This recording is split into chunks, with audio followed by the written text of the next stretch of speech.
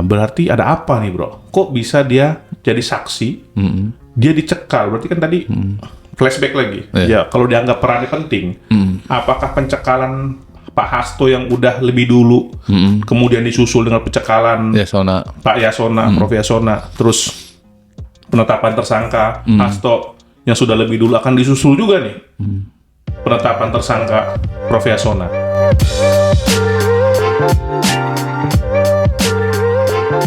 Bro, malam-malam nih kita. Apalagi bro? Wah, ini ada yang seru lagi nih.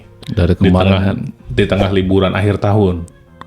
Padahal harusnya nih pesohor-pesohor, orang-orang hebat ini pada liburan atau pada umroh nih, umroh akhir tahun, mantep kan? Lu aja gue denger-denger mau keluar negeri lu. Ke Eropa. Nggak jadi ya? Nggak jadi bro. Oh nggak jadi, syukur. Ngeledek lu. Ya kan denger-denger, makanya gue konfirmasi nih. Nah, ada yang nggak bisa keluar negeri bro. Waktu itu Sandiaga Uno, namanya abis jadi menteri, kan dia, syukur alhamdulillah nih, lepas jadi menteri kita akhirnya berkumpul jalan-jalan ke US dia, sama keluarga kan. Yang nggak bisa keluar negeri sekarang nih, Prof Yasona Lawli. Oh gitu. Kenapa nggak bisa keluar negeri dia? Iya, katanya dicekal ya. Dicekal apa dicegah apa dihambat apa gimana sih ini? Itu bahasa hukumnya tuh apa? Satu tuh. Terus kenapa dia kok bisa dicekal? Prof Yasona. Bisa cerita sedikit nggak bro? Kalau yang resmi sih di peraturan Permenkumham ya bro, diaturnya itu pencegahan istilahnya tuh, bukan pencekalan ya. Cuma kadang orang terbiasa bilang pencekalan ya. Itu ketentuannya. Pencegahan itu yang bisa menerbitkan adalah KPK, terus Polri, BNN, dan Kementerian Keuangan. Nah, ada instansi yang berwenang melakukan pencekalan atau pencegahan. Nah, kalau Yasona Lawli dilakukan pencekalan itu ada kaitannya dengan kasus Harun Masiku ya, tentunya dengan penetapan Hasto sebagai tersangka, karena saat ini Hasto kan sudah ditetapkan sebagai tersangka. Jadi dua orang ini dilakukan pencegahan oleh KPK dengan maksud menghindari adanya menghindari yang bersangkutan pergi ke luar negeri. Dikhawatirkan kan yang bersangkutan ini menghilangkan jejak kayak Harun Masiku gitu. Sebagai bentuk kekhawatiran aja dari KPK itu kan normatif seperti itu. KPK biasa melakukan pencekalan. Tapi ada saksi-saksi yang statusnya saksi juga nggak dicekal dong? Ada. Atau udah jadi tersangka, Prof Yasona? Nah, kalau Yasona kan saat ini statusnya masih sebagai saksi. Kalau Hasto ya dia sudah tersangka. Cuma kan gini ya, ketentuan pencekalan ini tidak ada hubungannya dengan status seseorang dalam penyidikan. Bisa saksi, bisa tersangka, itu nggak diatur. Karena yang diatur di dalam Permenkumham ini terkait dengan pencekalan itu yang mana itu atas perintah 4 instansi tadi yang gua sampaikan gitu. Jadi atas bentuk kekhawatiran dari instansi yang bersangkutan, siapa saja itu bisa dilakukan pencegahan. Jadi nggak ada hubungannya dengan status saksi atau status tersangka, sebenarnya seperti itu. Cuma teknisnya KPK melakukan pencekalan itu lazimnya dia terhadap status seseorang yang menjadi tersangka. Itu yang biasanya kita dengar. Betul. Beberapa saksi ya. Iya. Apakah tadi kan harusnya kan waktu itu kan yang kita dengar Pak Hasto yang dicegah dulu kan, baru Pak Yasona Lawli. Nah, pertanyaannya dia saksi, apa hubungannya nih dengan kasus Harun Masiku? Karena kan yang kita dengar dan yang kita tahu, kalau nggak salah Prof Yasona ini kan 2 periode kan jadi Kemenkumham. Apa ada kaitannya dengan waktu dia menjabat Kemenkumham atau dia waktu masih jadi pengurus DPP PDIP atau gimana nih? Kalau yang gua baca minta fatwa kan ya? Iya. Kalau yang itu yang gua baca juga kan pemberitaan atau sesuai dengan keterangan Yasona Lawli pada saat diperiksa di KPK itu kait dengan permintaan fatwa dari Yasona Lawli yang saat itu dia menjabat sebagai pengurus DPP ya, dia meminta fatwa terkait dengan PAW-nya si itu siapa namanya tuh? Harun. Bukan yang Rizky, meninggal, Rizky. yang meninggal itu. Oh, iya, Kemas, iya, iya. Kemas itu. Heeh. Najarudin Kemas kalau nggak salah ya. heeh. Nah, Najarudin Kemas ini kan meninggal dunia tuh. Nah, setelah itu kan ada PAW. Nah, PAW itu dari PDIP menanyakan apakah meminta fatwa, apakah suaranya si Najarudin Kemas ini bisa dialihkan ke Harun Masiku berdasarkan putusan MA yang udah di GR itu loh bro. Kan Iya. gue bilang tuh PDIP melakukan GR supaya Harun Masiku ini bisa ditetapkan sebagai caleg terpilih anggota DPR RI. Pada saat itu KPU tetap bersikukuh dia melakukan pelantikan dan menetapkan Rizky Aprilia yang terpilih sebagai penggantinya Najarudin Kemas. Gitu. Oke. Jadi upaya mendudukan Harun Masiku sebagai anggota DPR terpilih itu gagal. Oke. Gitu. Jadi pertanyaan gue nih kan berarti ada fatwa MA nih Iya. yang diminta oleh Prof. Yasona sebagai DPP. Berarti ini bukan dia sebagai menteri ya? Bukan. Sebagai dia DPP. Pertanyaan gue nih, fatwa MA ini kan Iya. udah sering kali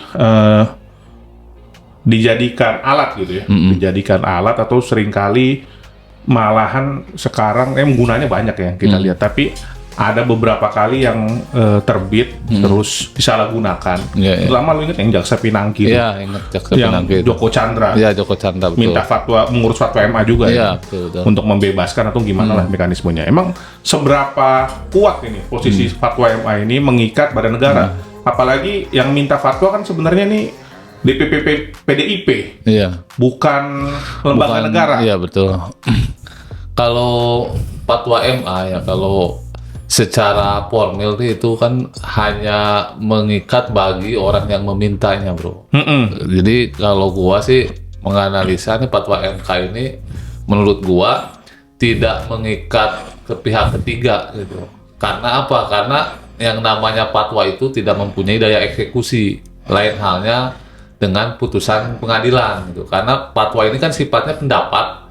Pendapat itu boleh diterima, boleh juga tidak gitu. Jadi semacam legal opini lah, cuma yang menerbitkan adalah lembaga negara yaitu Mahkamah Agung. Jadi fatwa MA ini tidak mengikat dan tidak wajib juga untuk dilaksanakan oleh pihak ketiga. Faktanya KPU tidak melaksanakan fatwa MK terkait dengan penetapan Harun Masiku sebagai caleg terpilih. Oh, sempat keluar fatwanya ya? Iya, sempat keluar, tapi kan tetap KPU berpatokan pada dasar hukum peraturan KPU yang jelas-jelas di situ caleg PAW itu berdasarkan urutan suara kedua terbanyak. Iya, gitu. iya. Jadi tidak bisa partai menetapkan siapa yang berhak duduk setelah orang yang terpilih itu meninggal dunia. Itu tetap beralih kepada suara kedua terbanyak. Iya.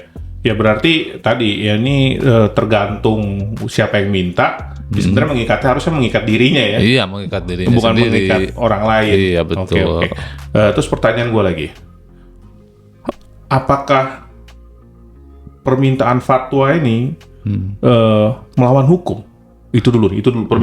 Secara spesifik ya, permintaan fatwa ini punya kedudukan hukum nggak ya?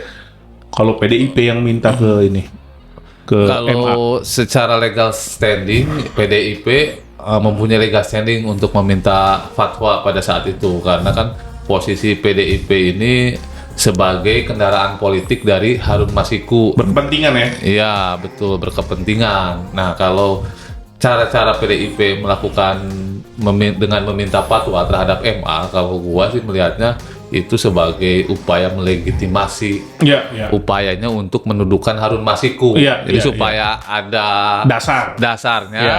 dia mintalah fatwa MA gitu. Iya. Tapi pada saat itu ketua KPU tetap tidak melaksanakan fatwa MA itu, bro. Oh, tetap Gitu. yang Rizky Aprilia, Iya, Pak Amelia itu ya? Rizky Aprilia Yang gitu. naik ya? Karena kan fatwa MA tidak bisa mengalahkan peraturan undang-undang dong. Iya, betul.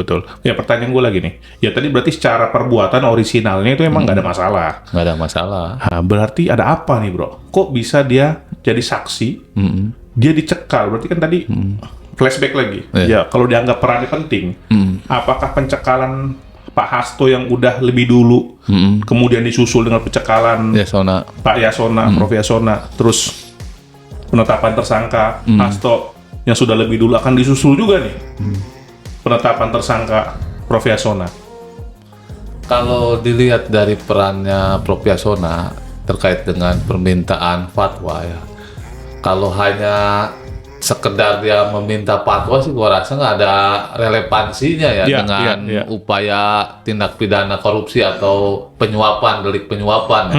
Kecuali kalau Yasona Lawli ada bukti dia memberikan bantuan uang yang diserahkan oleh Harun Masiku melalui Saiful Bahri kepada Wahyu Setiawan. Nah itu baru bisa di situ dia terlibat dalam penyuapan gitu. Karena ya itu dia balik lagi kepada konstruksi hukum Wahyu Setiawan.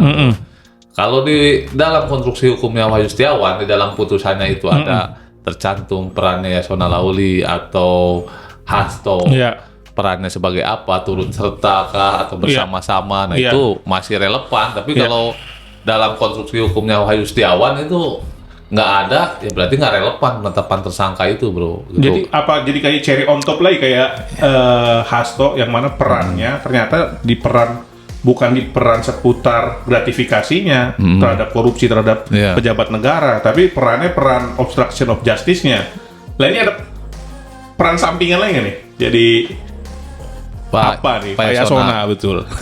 Jangan-jangan cameo lagi, ada peran sampingan cameo kayak ini ditarik juga, walaupun kita nggak tahu ya, buktinya kan belum tersaji di depannya. Kalau saat ini sih belum ada bukti ke arah situ ya, kecuali kalau misalkan dulu kan Pak Yasona ini dulu Kemenkumham kan. Ya, ada hubungannya makanya. Dia kalau misalkan dulu karena membawahi Ditjen Keimigrasian kan pada saat itu. Nah kalau misalkan ada bukti Pak Yasona ini melakukan membantu jalannya pelarian Harun Masiku gitu kan. Nah, bisa jadi itu masuk ke obstruction of justice gitu, bro. Iya, kayak model Napoleon Bonaparte itu kan. Iya, yang waktu itu ngebuka red notice dibuka sebentar supaya bisa masuk gitu. Nah, itu berarti ada misalnya pun larinya ke situ ya. Tapi kalau dalam gratifikasinya kita belum lihat ada belum ada relevansinya kan. Oke.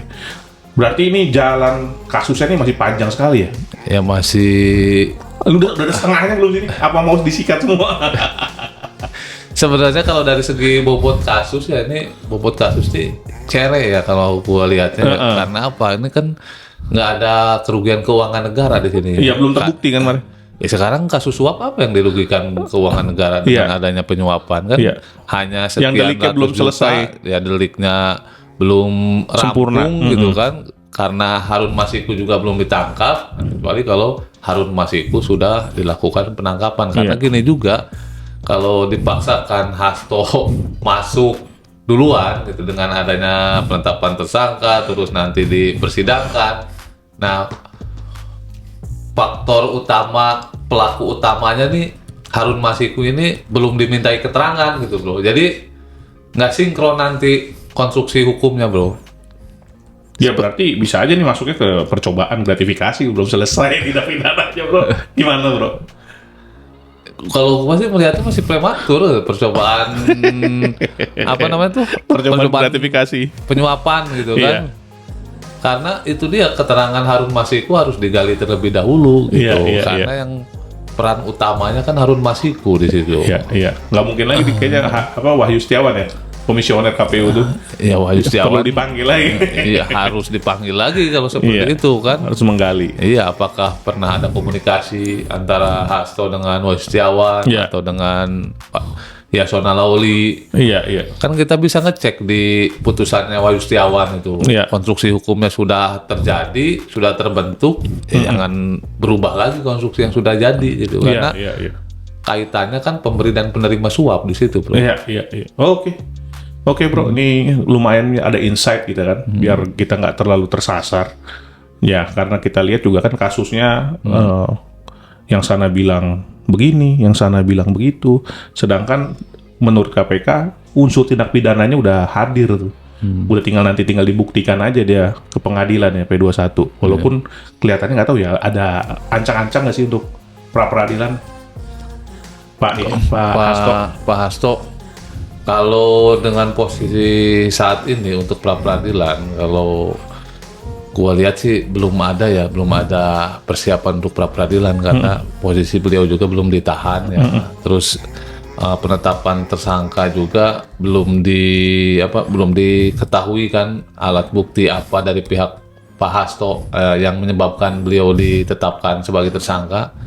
Kalau gua rasa sih belum ada ke arah situ karena Pak Hasto sendiri belum dilakukan pemeriksaan sebagai tersangka. Iya. Berarti baru siap-siap aja kali ya. Iya, paling nanti setelah dilakukan pemanggilan untuk diperiksa sebagai tersangka, nah mungkin baru di situ ada kebuka view-nya apakah layak untuk dilakukan pra peradilan atau tidak. Siap.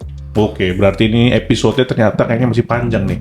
Ini baru pembukaan tahun baru, nanti KPK baru kerjaan pertamanya langsung menggeber mantan pemenang pemilu.